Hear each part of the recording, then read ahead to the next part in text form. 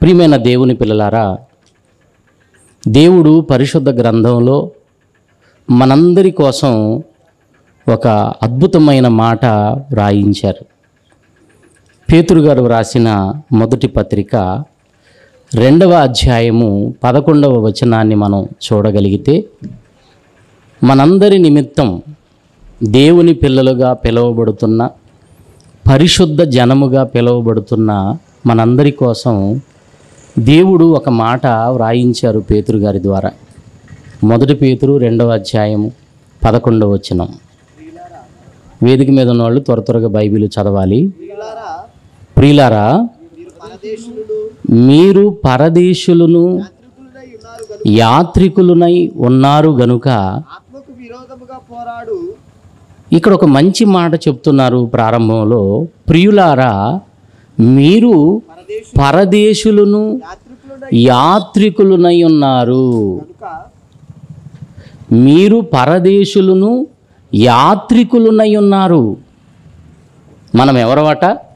పరదేశులం. అంతేకాదు, ఈ భూమి మీద బ్రతికినంత కాలం మనం యాత్రికులం. పరదేశులు అంటే ఈ దేశానికి మీరు చెందినవారు కాదు, ఈ లోకానికి మీరు చెందినవారు కారు అని ఆ మాటల అర్థం. ప్రియులారా, మనం ఈ లోకానికి చెందిన వారం కాదా? ఈ లోక సంబంధులము కాదా? కాదండి. మనము ఈ లోక సంబంధులము కాదు, అసలు ఈ లోకానికి చెందిన వాళ్ళం కాదు. మనము పరదేశులము. మనము మరొక దేశము నుండి వచ్చిన వారం, మరో లోకము నుండి వచ్చిన వారం. ఈ లోకానికి మనం రాకముందు తల్లి గర్భంలో ఉన్నాం. ఈ లోకంలో పడకముందు 9 నెలలు మనం ఎక్కడున్నామో తెలుసా? తల్లి గర్భంలో 9 నుండి 10 నెలలు. మగపిల్లలైతే 9 నెలలు ఉంటారు అమ్మ కడుపులో, ఆడపిల్లలైతే 10 నెలలు ఉంటారు. ఈ లోకంలో పడకముందు మనం ఉన్నది తల్లి గర్భములో. తల్లి గర్భములోనికి రాకముందు మనం ఉన్నది తండ్రిలో. ఎక్కడున్నాము? తండ్రిలో ఉన్నాం. తండ్రిలోకి మనం రాకముందు ఒకప్పుడు మన తాత ముత్తాతల్లో ఉన్నాం. మనం అలా వెనక్కి వెళ్ళిపోతే భూమి మీద ఒక మనిషి మిగులుతాడండి. ఆయనే మొదటి మానవుడైన ఆదాము. మనం అందరం ఒకరిలోకి ఒకరు మనం అలా వెళ్ళిపోతే, ఎందుకంటే ఒకరిలో నుంచి మనం ఒకళ్ళు వచ్చాం, ఒకరి నుండి వచ్చిన వాళ్ళం మనం. అంతా మనం వెనక్కి వెళ్ళిపోతే మిగిలేది ఒక్కడే భూమి మీద, ఆదాము. ఆదాము ఒకప్పుడు ఎక్కడున్నాడో తెలుసా? దేవుని గర్భములో ఉన్నాడు. ఇది బైబిల్ చెప్పిన పచ్చి నిజం. ప్రియమైన దేవుని పిల్లలారా, మనమందరము ఒకని నుండి వచ్చిన వారం. అపోస్తుల కార్యములు 17వ అధ్యాయము 26వ వచనంలో, యావత్తు భూమి అంటే భూమి మొత్తము మీద కాపురం ఉండుటకు ఆయన అనగా దేవుడు ఒకని నుండి ప్రతి జాతి మనుషులను సృష్టించాడు అని రాయబడింది. చూడండి, ఒకని నుండి ప్రతి జాతి మనుషులు వచ్చారట. ప్రతి జాతి మనుషులు, జాతి అంటే రంగును బట్టి. కొన్ని దేశాల్లో తెల్లగా ఉంటారు మనుషులు, వాళ్ళని శ్వేత జాతీయులు అంటారు. కొన్ని దేశాల్లో ఉన్న వాళ్ళు నల్లగా ఉంటారు, మనం సామన ఛాయగా ఉంటాం. ఏమండి? నల్ల జాతి వారు. ప్రియమైన దేవుని పిల్లలారా, ఈ జాతుల వారు ఎక్కడ నుండి వచ్చారు అంటే ఒకని నుండే వచ్చారు. అంటే ఈ ప్రపంచమంతా ఒకని నుండే వచ్చింది. ఒకని నుండి మనమంతా వచ్చాం. యావత్తు భూమి మీద ఈరోజు కాపురం ఉంటున్న వాళ్ళంతా ఒకని నుండి వచ్చిన వారే. ప్రియమైన దేవుని పిల్లలారా, ఆ ఒక్కడు ఎక్కడి నుంచి వచ్చాడంటే దేవుని కడుపులో నుండి, దేవుని గర్భములో నుండి వచ్చాడు. ఒకరి నుంచి వచ్చిన మనం ఇక్కడికి వచ్చిన తర్వాత నీది ఈ కులం, నాది ఆ కులం అని రకరకాలుగా కులాల పేర్లతో విడిపోయి, కులాలు, వర్గాలు, మతాలు ఇవన్నీ ద్వేషాలు పెట్టుకుని బ్రతుకుతున్నారండి. కానీ వాస్తవం మనం ఆలోచిస్తే బైబిల్ చెప్పిన నిజం ఏంటంటే ఒకని నుండి మనం వచ్చాం. ఒక్కడే మన తండ్రి, ఆయన పేరే ఆదాము. ఆదాము నుండి హవ్వ కలిగితే ఆదాము హవ్వల నుండి మనం అంతా ఈ లోకానికి వచ్చాం. మరి వారిని కలిగించింది ఎవరు అంటే దేవుడు, మన తండ్రి. ఆయన ఎక్కడున్నాడు అంటే ఆయన పరలోకంలో ఉన్నాడు. ఆయన ఎక్కడున్నాడు?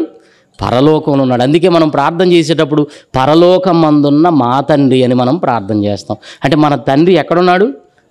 పరలోకం. చాలామందికి దేవుడికి మనిషికి మధ్య ఉన్న సంబంధం తెలియదండి. ఆయన దేవుడు, మనం భక్తులు అంటారు. మరి ఆ భక్తులకి ఆ భగవంతునికి మధ్యలో ఎటువంటి సంబంధం లేదా అంటే ఉంది. ఎలాంటి సంబంధమో తెలుసా? తండ్రి పిల్లల సంబంధం. దేవుడు ఎవరో కాదు, మనకు జన్మనిచ్చిన తండ్రి. ఆయన ఎక్కడ ఉన్నాడు అంటే ఆయన ఈ లోకానికి చెందినవాడు కాదు, ఆయన పరలోకంలో ఉన్నవాడు. మనం ఈ లోకానికి రాకముందు ఆయనలోనే మనమంతా ఉన్నామని బైబిల్ చెబుతుంది. మనమంతా ఆయనలో ఉంటే ఇంతగా మనం ఒకప్పుడు ఎక్కడ ఉన్నాము? పరలోకంలో, దేవునిలోనే ఉన్నాం. నేను రాకముందు మా నాన్నలో ఉన్నానండి. అలాగే మనం అందరం రాకముందు మన తండ్రిలో ఉన్నాం. మనం ఆయన ఉన్న లోకమే పరలోకం. అందుకే ఇక్కడ పేతురు గారు మీరు పరదేశులు అన్నాడు. మీరు పరదేశులు. ఇక్కడ ఒక పని నిమిత్తం, ఆ దేవుడు మీకు అప్పగించిన పనుల నిమిత్తం మీరు తిరుగుతున్నారు, యాత్ర చేస్తున్నారు అని పేతురు గారు చెప్తున్నారు. ప్రియులారా, పరలోకం నుంచి వచ్చాం. ఆ దేవుని కోరిక ఏంటో తెలుసా? పరలోకం నుంచి వచ్చిన మనం మరలా పరలోకానికి, ఆ మోక్షానికి మనం చేరుకోవాలి. ఎక్కడ నుండి వచ్చామో అక్కడికి వెళ్ళాలి. సూర్యుడు చూడండి, ఉదయాన్నే తూర్పుగా ఉదయిస్తున్నాడు, సాయంత్రానికి పడమరగా అస్తమిస్తున్నా మళ్ళా ఉదయానికల్లా ఎక్కడికి వెళ్తాడు? తూర్పుకే వెళతాడు. అంటే సూర్యుడు ఎక్కడ నుండి వచ్చాడో అక్కడికే వెళుతున్నాడు. సూర్యుడు మనకు నేర్పించే పాఠం ఏంటో తెలుసా? ఓ మానవులారా, నేను ఎక్కడైతే మీకు కనిపించి ఉదయాన్నే అలా తిరుగుతూ ఉన్నాను, మరలా మీకు ఉదయానికి అక్కడికి వచ్చాను కదా. ఎక్కడ నుండి వచ్చానో అక్కడికే వచ్చాను. ఎక్కడ ప్రారంభమయ్యానో మరుసటి రోజుకు మరలా అక్కడికే వచ్చాను. మీరు కూడా ఎక్కడ నుండి వచ్చారో అక్కడికి తిరిగి చేరుకోవాలి అని ఒక సూర్యుడు పాఠం నేర్పిస్తున్నాడు. గాలి కూడా ఎక్కడ నుండి వచ్చిందో అక్కడికి వెళ్ళిపోతుందట. నీళ్లు కూడా ఎక్కడి నుంచి వస్తాయండి? ఆకాశం నుంచి వర్షం రూపంలో వస్తాయి. మళ్ళా సముద్రాల్లోకి వెళ్ళిన ఈ నీళ్లు ఆవిరి రూపంలో మారి మరలా ఆకాశంలోకి వెళ్ళిపోతున్నాయి. అంటే నీళ్లు కూడా ఎక్కడ నుండి వచ్చాయో అక్కడికి తిరిగి వెళ్ళిపోతున్నాయి. బైబిల్లో ఒక మాట ఉంది, ఏమండి? ప్రసంగి గ్రంథము 1వ అధ్యాయము 7వ వచనాన్ని చూద్దాం. 7వ వచనం, నదులన్నీ సముద్రంలో పడును. కృష్ణా నది, గోదావరి నది, ఇంకా కావేరి, తుంగభద్ర, ఈ నదులన్నీ కూడా ఎక్కడ పోతాయట? సముద్రంలోకి వెళ్తాయండి. అవునా? నదులన్నీ సముద్రంలో పడతాయి, అయితే సముద్రం మాత్రం నిండడం లేదటండి. ఇదేంటండి విచిత్రం?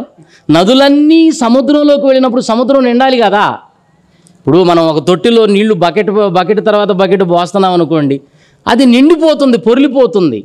మరి సముద్రంలోకి ఈ నదులన్నీ వెళ్ళినప్పుడు సముద్రము ఎందుకు నిండటం లేదు? అక్కడ ప్రశ్న అదే. నదులన్నీ సముద్రములో పడును, కానీ సముద్రమును నిండుట లేదు. సమాధానం కూడా దేవుడే చెప్పాడు. అవి ఎక్కడ నుండి పారివచ్చునో అక్కడికే అవి తిరిగి మరలా వెళ్ళిపోతున్నాయట. అందుకే సముద్రాలు నిండటం లేదు. చూసారా? వర్షం రూపంలో వచ్చి ఈ కాలువల్లో నుంచి చెరువుల్లోకి వెళ్ళి, చెరువుల్లో నుంచి ఏదో ఏటిలోకి వెళ్ళి, ఏటిలో నుంచి నదిలోకి వెళ్ళి, నదిలో నుంచి సముద్రంలోకి వెళతాయి నీళ్లు. సముద్రంలోకి వెళ్ళిన నీళ్లు ఏమవుతున్నాయి అంటే ఆ సూర్యుని వేడికి మరలా ఆవిరిగా మారి మేఘాల్లోకి వెళ్ళిపోతున్నాయండి. ఎక్కడి నుంచి వచ్చాయో అక్కడికి అవి కూడా వెళ్ళిపోతున్నాయి. ఓ మానవులారా, మీరు ఎక్కడ నుండి వచ్చారో అక్కడికి వెళ్ళాలి అని ఇవన్నీ పాఠాలు నేర్పిస్తున్నాయి. అప్పుడప్పుడు వలస పక్షులు వస్తుంటాయి కొన్ని దేశాల నుండి. అంటార్కిటికా ప్రాంతాలలో ఎక్కువగా మంచు పడుతున్న కాలంలో అటు ఆ పక్షులన్నీ కూడా మన ప్రాంతాలకు వలస వస్తాయండి. ఎక్కువగా గుంటూరు జిల్లా కొల్లేరు సరస్సు ఆ ప్రాంతాల్లోకి వస్తుంటాయి. మనం అప్పుడప్పుడు పేపర్లో చూస్తుంటాం.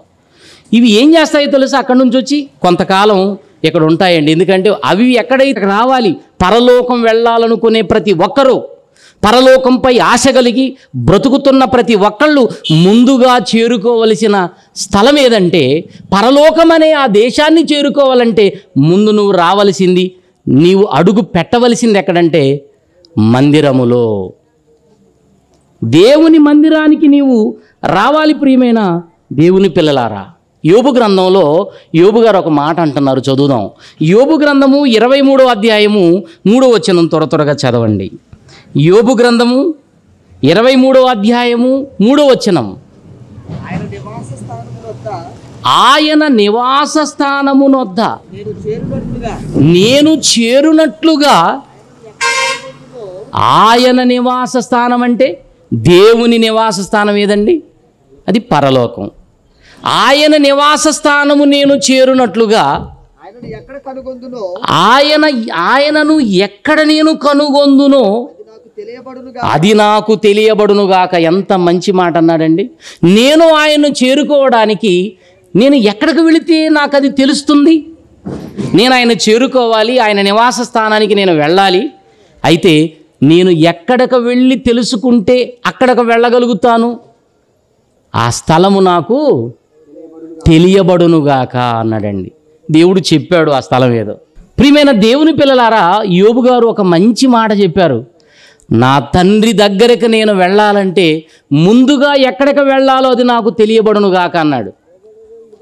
మరి దాన్ని తెలియజేశాడు దేవుడు, తెలియచేశాడు. అదే దేవుని మందిరం. పరలోకానికి ఎవరు వెళ్ళాలన్నా ఈ ప్రపంచంలో ఇంట్లో కూర్చొని పరలోకం వెళ్ళాలంటే కుదరదు. నువ్వు ఇంట్లో కూర్చొని ఏదో హైదరాబాద్కి వెళ్ళాలంటే ఎలా కుదురుతుంది? నువ్వు బస్టాండ్కి రావాలి ముందు. అలాగే నీవు పరలోకం రావాలి అంటే నువ్వు ముందుగా రావలసింది దేవుని మందిరానికి రావాలి. ఆదికాండము 28వ అధ్యాయము చదువుననా 12వ వచనము నుండి 10వ వచనము నుండి యాకోబు బెయేర్షెబా నుండి బయలుదేరి హారాను వైపు వెళ్ళుచు ఒక చోట చేరి ప్రొద్దు కృంగినందున అక్కడ ఆ రాత్రి నిలిచిపోయి ఆ చోటి రాళ్లలో ఒకటి తీసుకొని తనకు తలగడగా చేసుకొని అక్కడ పండుకొనెను. అప్పుడు అతడు ఒక కల కనెను. అందులో ఒక నిచ్చెన భూమి మీద నిలుపబడి ఉండెను. దాని కొన ఆకాశమున కంటెను. దాని మీద దేవుని దూతలు ఎక్కుచూ దిగుచూ నుండిరి. మరియు యెహోవా దానికి పైగా నిలిచి, నేను నీ తండ్రి అయిన అబ్రహాము దేవుడను ఇస్సాకు దేవుడైన యెహోవాను, నీవు పండుకొని ఉన్న ఈ భూమిని నీకును నీ సంతానమునకును ఇచ్చేదను. నీ సంతానము భూమి మీద లెక్కకు ఇసుక రేణువుల వలె నగును అన్నాడండి. నీవు పడమటి తట్టుకును, తూర్పు తట్టుకును, ఉత్తరపు తట్టుకును, దక్షిణపు తట్టుకును వ్యాపించెదవు. భూమి యొక్క వంశములన్నీ నీ మూలముగాను నీ సంతాన మూలముగాను ఆశీర్వదించబడును అని చెప్పాడండి. ఆ రాత్రి 17 వచనం చూద్దాం. ఏమండి? అతడు భయపడి, ఈ స్థలము ఎంతో భయంకరము, ఇది దేవుని మందిరమే గాని వేరొకటి కాదు, పరలోకపు గవిని ఇదే అనుకొనెను.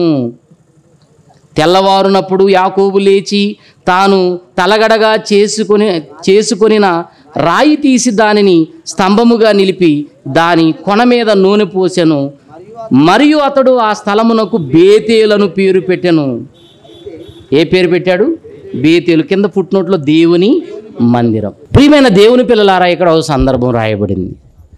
యాకోబు గారు పరలోకం అంటే ఆయనకి పిచ్చండి. యాకోబు గారికి పరలోకం అంటే చాలా ఇష్టం, చాలా చాలా ఇష్టం. ఆ పరలోకం ఎలా వస్తుందో తెలుసుకున్నాడు. ఎలా వస్తుందంటే ఆశీర్వాదం ఉంటేనే పరలోకం వస్తుందని తెలుసుకున్నాడండి. ఆశీర్వదించబడిన వాళ్ళకే పరలోకం. యేసుక్రీస్తు వారు వచ్చిన తర్వాత అంటారు, నా తండ్రి చేత ఆశీర్వదించబడిన వారలారా రండి, లోకము పుట్టినది మొదలుకొని మీ కొరకు సిద్ధపరచబడిన రాజ్యమును స్వతంత్రించుకోండి అన్నాడు. ఆశీర్వదించబడితేనే పరలోకం ఉందని తెలిసి ఆ ఆశీర్వాదాల కోసం ఎంత ఆరాటపడ్డాడో యాకోబు మనకు తెలియనిది కాదు. తన అన్న ఏశావు దగ్గర కొనుక్కున్నాడు ఆశీర్వాదాలు. దేనికి? చిక్కుడుగాయల కొరకు. మొత్తానికైతే ఆయన కక్కుర్తిపడి అమ్ముకున్నాడు, ఈయన కొనుక్కున్నాడు. పరలోకం అంటే చాలా చాలా ఇష్టం యాకోబు గారికి. ఇక అన్నకు భయపడి తల్లి మాటలు విని తన మేనమామ ప్రాంతానికి బయలుదేరి వెళుతున్నాడు.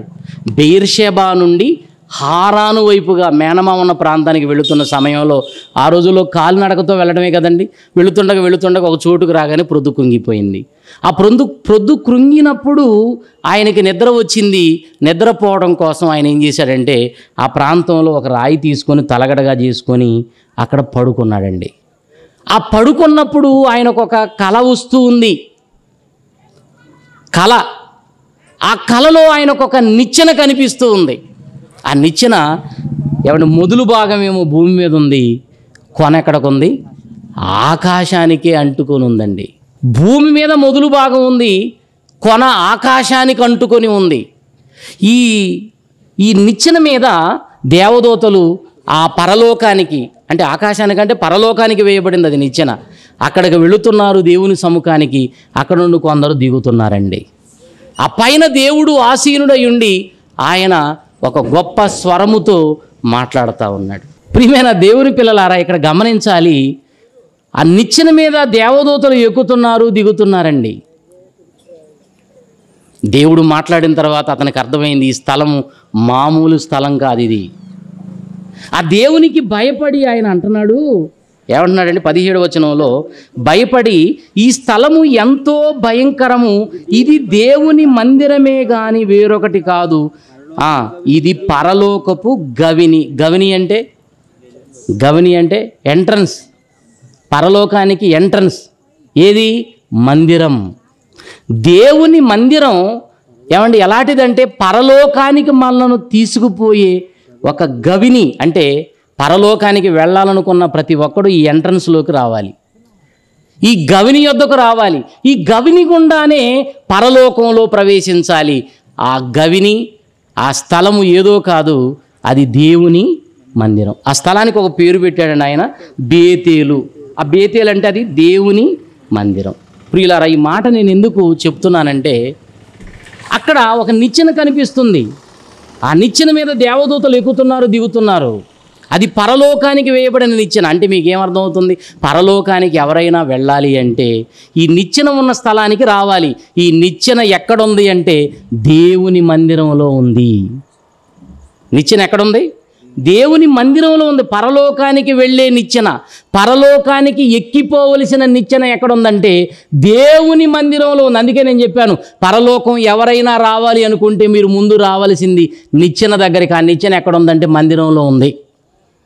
దేవుని మందిరానికి రావాలి.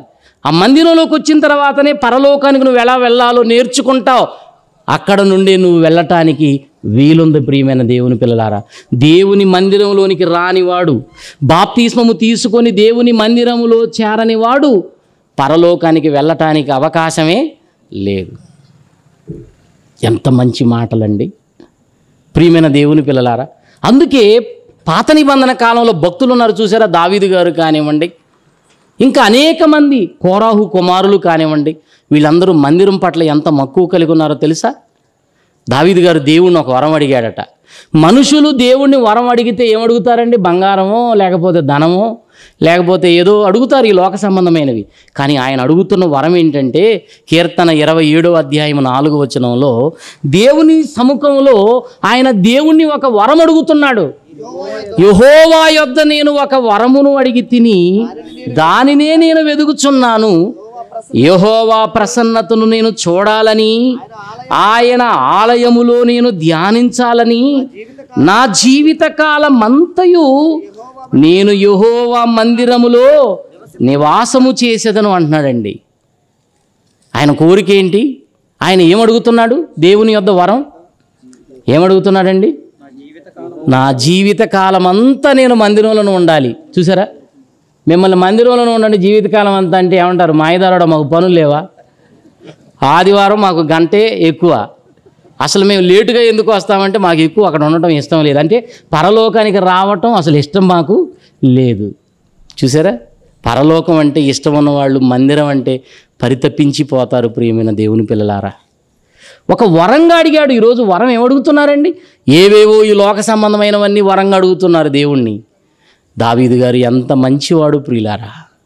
84వ కీర్తన, కోరాహు కుమారులు వాళ్ళు ఎంత ఆశపడుతున్నారో దేవుని మందిరం అంటే చూడండి.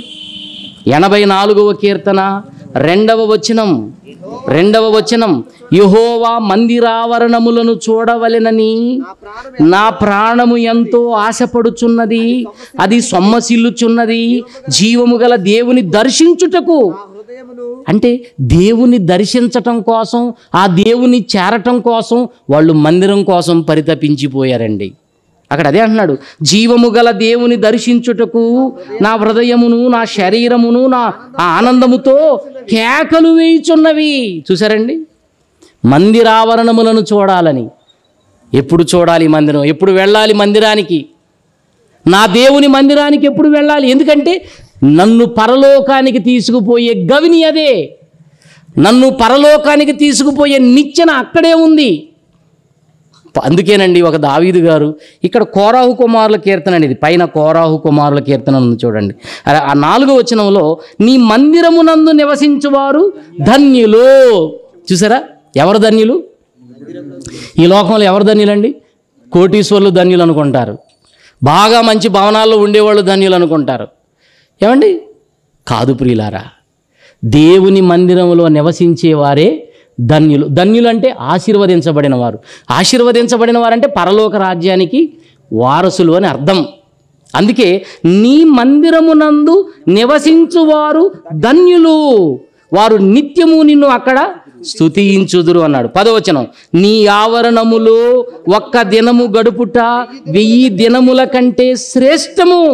భక్తిహీనుల గుడారములలో నివసించుట కంటే నా దేవుని మందిరపు ద్వారమునొద్ద నివసించుట నాకిష్టము. ఎందుకండి ఇంత ఇష్టం మందిరం అంటే వీళ్ళకి? ఎందుకండి ఇంత కోరిక వీళ్ళకి? ఇంత మక్కువ ఎందుకు? పరలోకం వెళ్ళాలి అంటే అక్కడే ఉంది నిచ్చెన. మీకు ఈ సంగతి తెలిస్తే మందిరం అంటే పిచ్చెక్కిపోవాలి, మందిరం అంటే పరితపించిపోవాలి. ఎందుకో తెలుసా? పరలోకానికి చేర్చే ఒక స్థలం అది, పరలోకానికి నిన్ను నడిపించే ఒక గవిని అది. ప్రియమైన దేవుని పిల్లలారా, ఆదివారం రాగానే కొంతమంది చూడండి ఎంత ఆరాటపడుతుంటారంటే, ఆదివారం ఈరోజు అందుకని పనులన్నీ త్వరగా పూర్తి చేసుకోవాలని తెల్లవారుజామున లేసే తల్లులు ఉంటారండి. మంచి తల్లులు, పరలోకాన్ని ఇష్టపడే తల్లులు. కూర్చోండి తల్లులారా తొందరగా.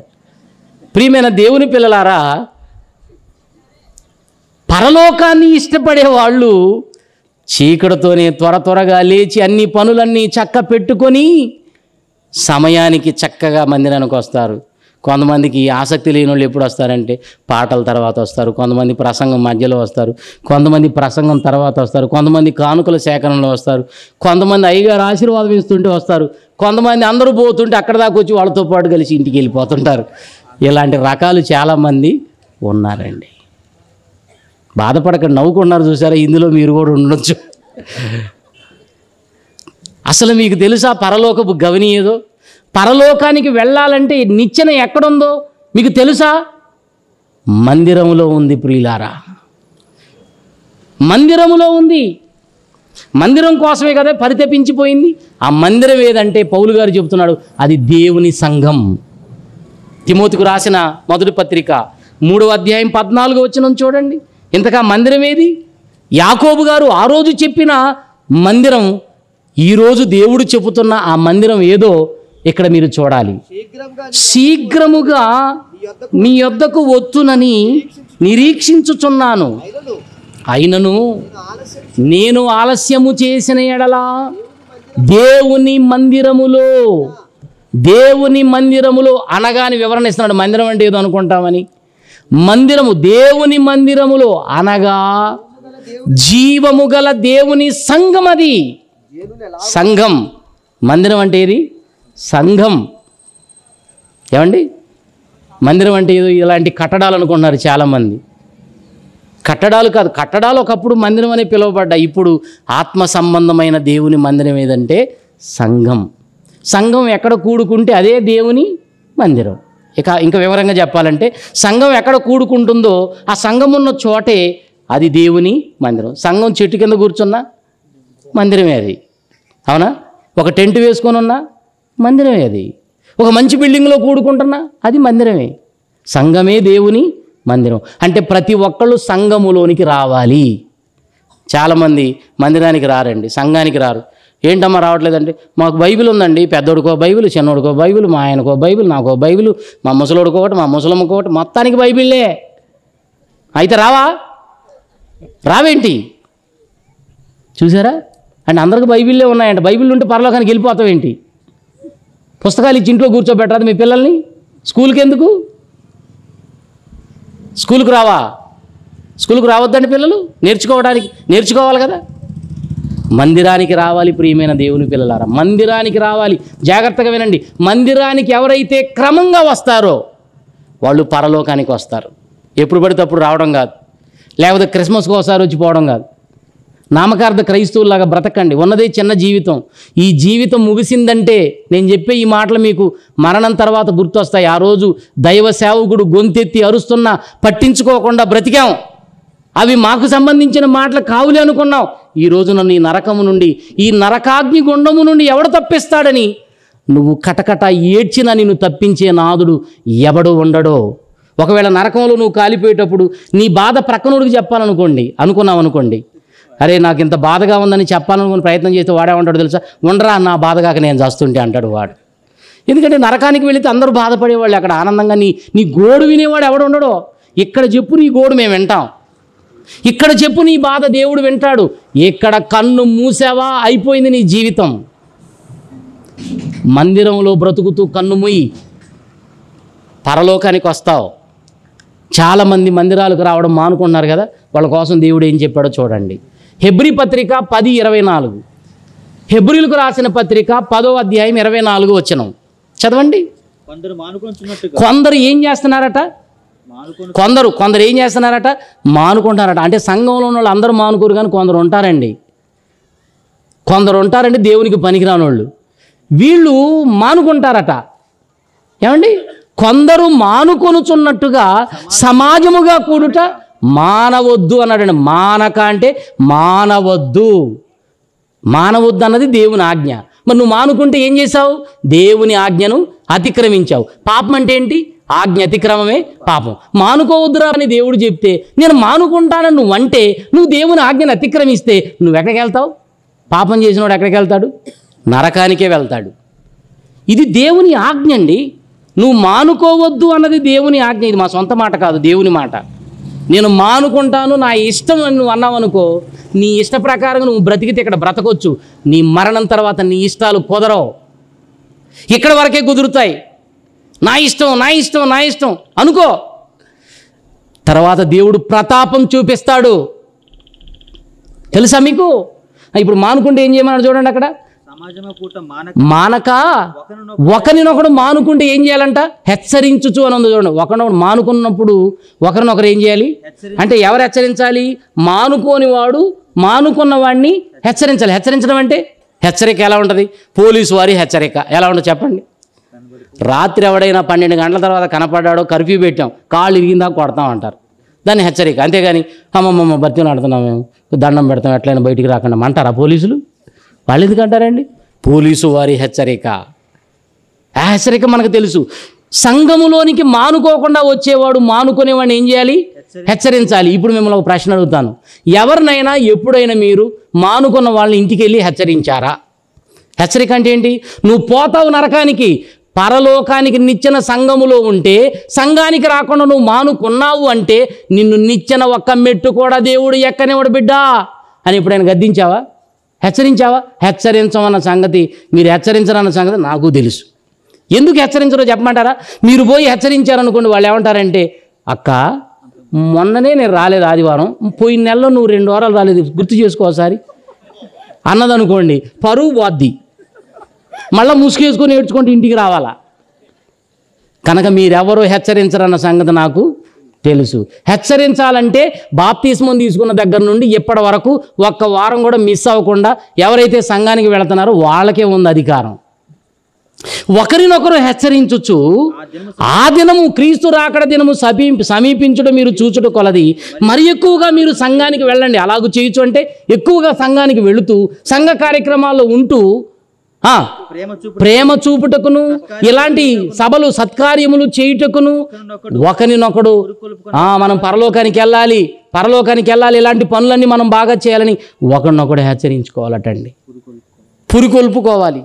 చూసారా, మానుకుంటే ఏం చేసామో మనం. మానుకున్న రోజు ఎన్ని తప్పులు చేసామో మీకు చూపిస్తా చూడండి. ఆ తర్వాత మాటలు చూడండి. మనము సత్యమును గూర్చి ఇక్కడ కంటిన్యూషన్లో ఆయన మాట్లాడుతూ ఏమంటున్నాడంటే, మనము సత్యమును గూర్చి జ్ఞానము పొందిన అనుభవ జ్ఞానము పొందిన తరువాత బుద్ధిపూర్వకముగా పాపము చేసిన ఎడల పాపమునకు బలి ఇకను ఉండదు గాని అన్నాడండి.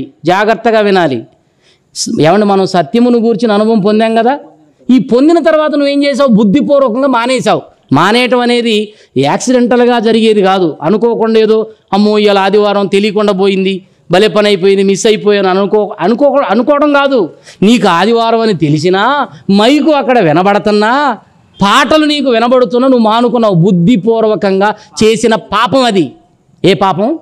బుద్ధిపూర్వకంగా కావాలనే నువ్వు చేసావు. తెలియక చేసిన పాపం కాదు, అది తెలిసే చేసిన పాపం. ఇప్పుడు బుద్ధిపూర్వకంగా పాపము చేసిన ఎడల బలి లేదట. ఇక బలి లేదు.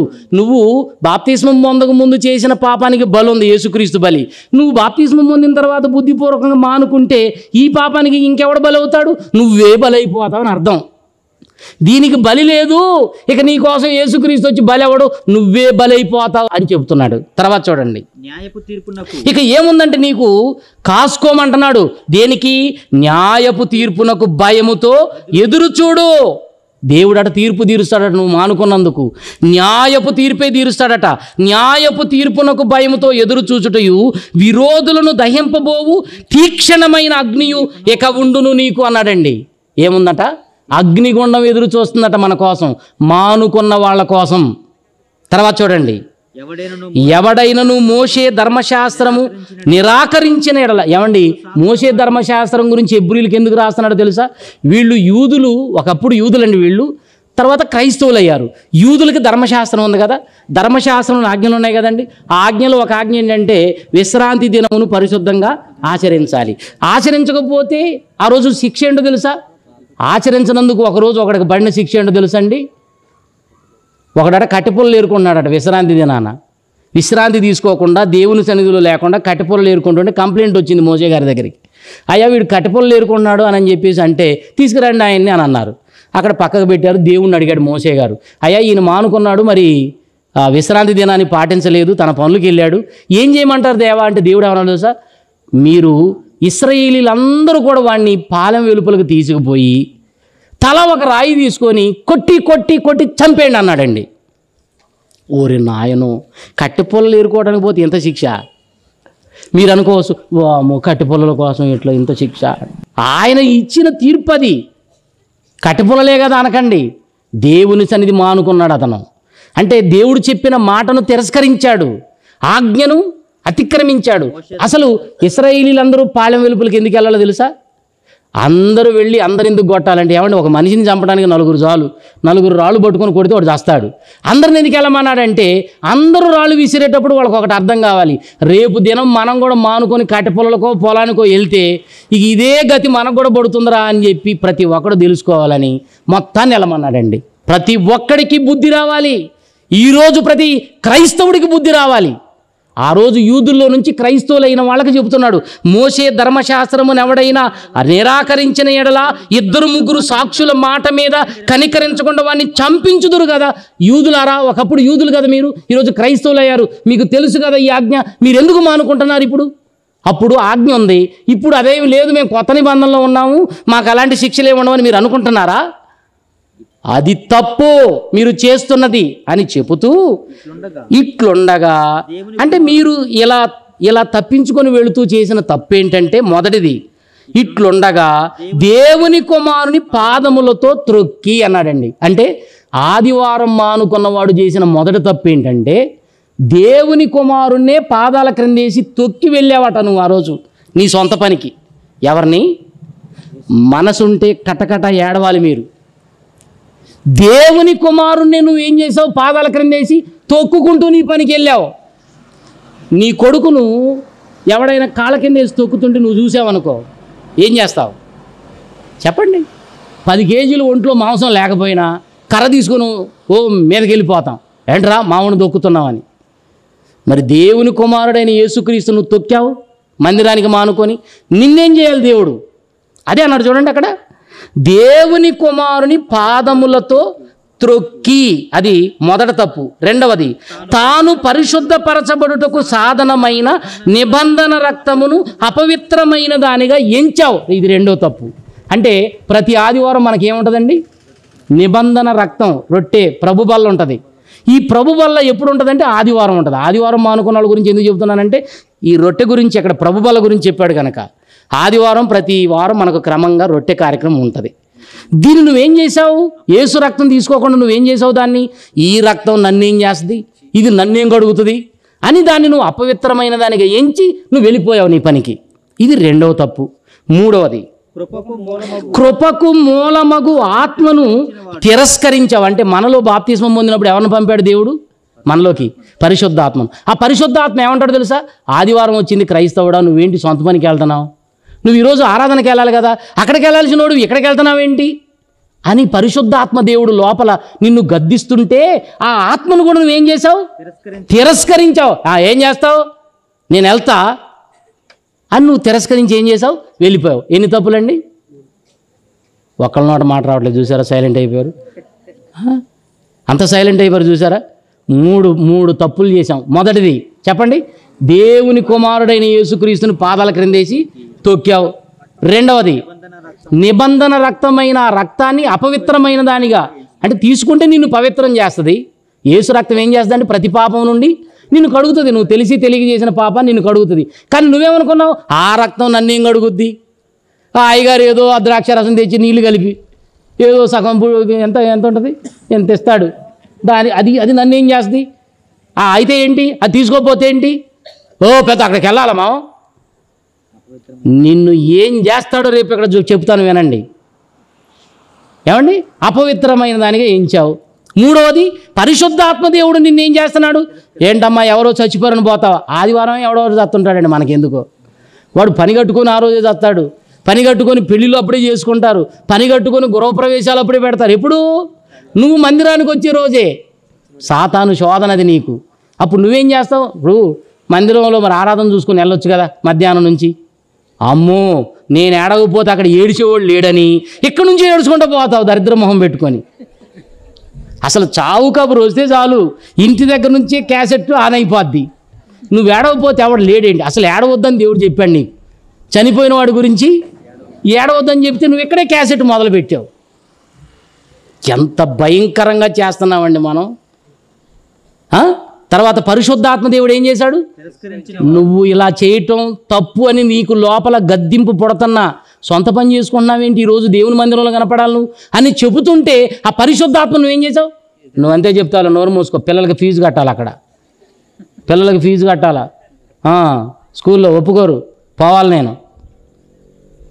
ఇప్పుడు ఇలా చేసినప్పుడు ఏం చేశాడు చూడండి.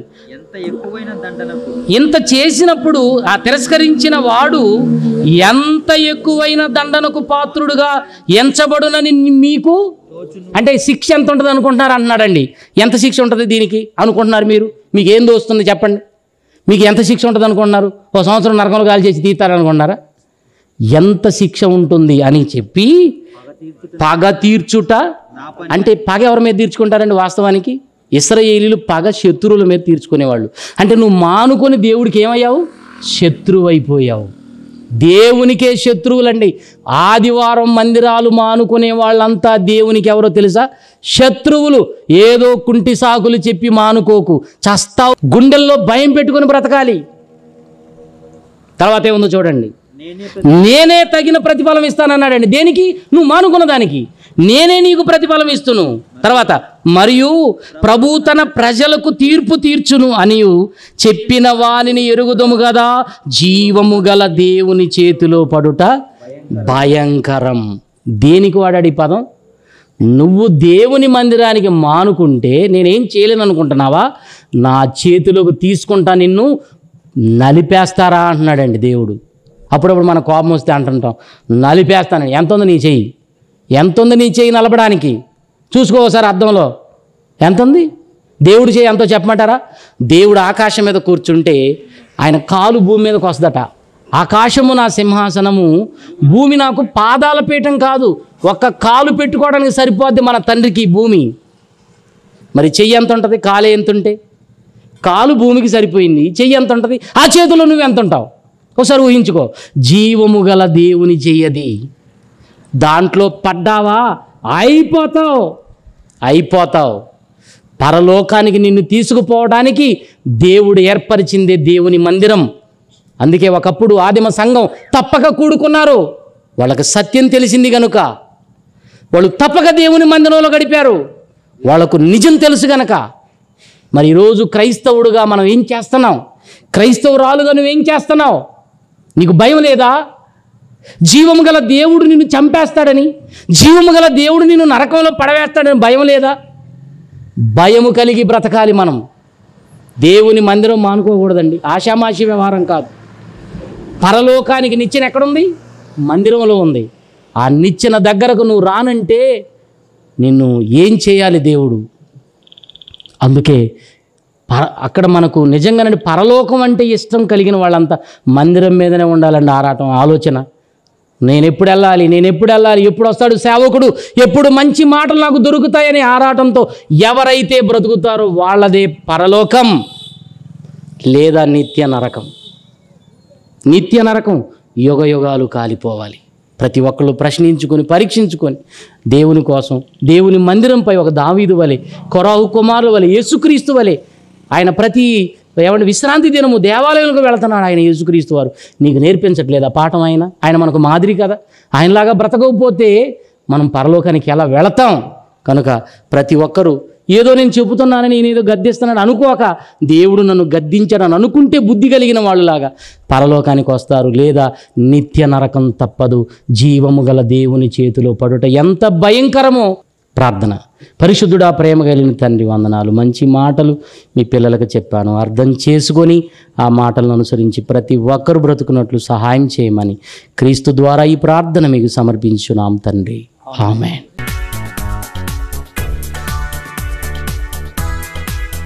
ఇలాంటి మరెన్నో వీడియోస్ కొరకు ఇప్పుడే మా బైబిల్ విజ్డమ్ ఛానల్ను సబ్స్క్రైబ్ చేసుకోండి.